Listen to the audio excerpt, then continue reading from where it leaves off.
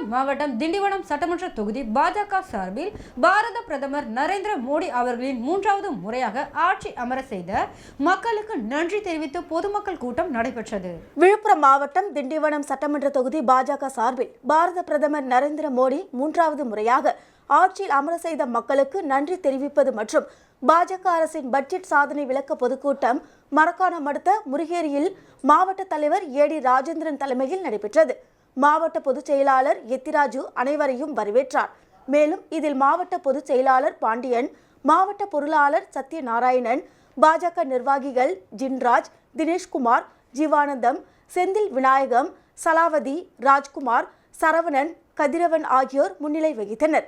இக்கூட்டத்திற்கு சிறப்பு அழைப்பாளராக சிறுபான்மை பிரிவு தேசிய செயலாளர் வேலூர் இப்ராஹிம், ஓபிசி அணி மாநில தலைவர் சாய் சுரேஷ் ஆகியோர் கலந்து கொண்டு சிறப்புரையாற்றினர்.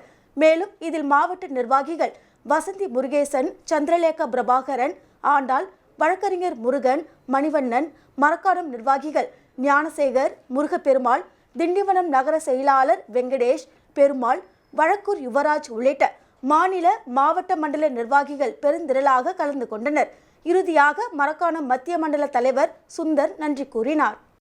திரும்ப திரும்ப குற்ற பரம்பரையாக மாற்றுவதற்குத்தான் இந்த மாபெரும் பொதுக்கூட்டத்திற்கு வருகை புரிந்திருக்கும் அனைத்து தாமரை சொந்தங்களுக்கும்